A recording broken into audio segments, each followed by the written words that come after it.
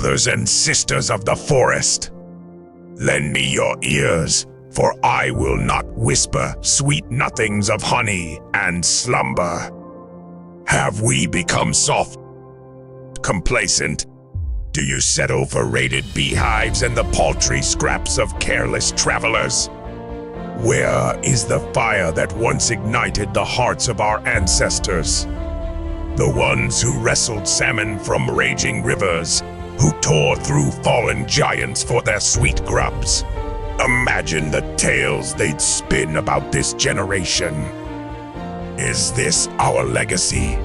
To cower when the humans, those noisy little apes, encroach upon our rightful land? Fellow warriors of the wilderness, hear my call. Where is the courage that led us to brave the fiercest storms, to claim the highest peaks as our own? This is not the time for idle rest by the river's edge, dreaming of fish that leap into our mouths. The world does not yield its bounty to those who wait, but to those who dare. I see heads hanging low. I see fur matted with the shame of retreat. Have we grown so fond of the humans' leftovers that we've forgotten the thrill of the hunt, the raw triumph of a hard-won victory? Don't you yearn for the respect that comes from being feared, not pitied? Our forebears did not gaze at the moon from the safety of caves. They roamed the night, masters of all they surveyed. We have turned into the gentle giants of the woods, tiptoeing around anthills, too courteous to disturb a beehive. Do you all too whisper apologies to the wind for disturbing its course? Where's the bear that outwits the fox, that sends the wolves packing with tales of our cunning and might? Not the one who's mastered the art of silently opening a jam jar. We have become the fluffy caricatures in human stories, stealing picnic baskets with the politeness that would make a squirrel blush. Listen up, furballs. Are we gonna keep playing background extras in someone else's nature documentary? Heck no. Your nap time is officially over. Stop being the bears who sit around scratching our backs on bark, lazily dreaming of berries falling into our mouths as if the forest owes us a living.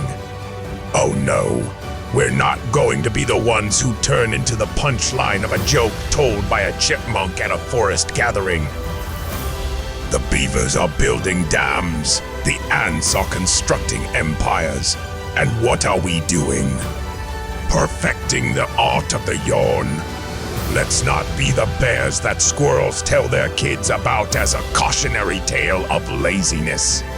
If you don't hustle, you'll end up like Uncle Bear over there, who waited for the berries to roll towards him because he couldn't be bothered to shake the bush. It's high time we stop being the punchline in every bird's tweet, moaning about the good old days of unbridled ferocity. Let's not wait for invitations to the salmon's leap year party. We crash through the rivers, making waves that will be told in tales for generations to come. Forget what those nature documentaries tell you. We're not meant to be majestic creatures gazing solemnly across mountaintops. We're bears. We love naps.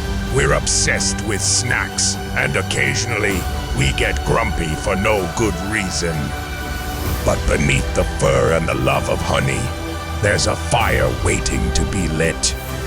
Imagine the stories they'll tell the time we built a fort out of picnic baskets, the epic showdown with that sassy squirrel over an acorn.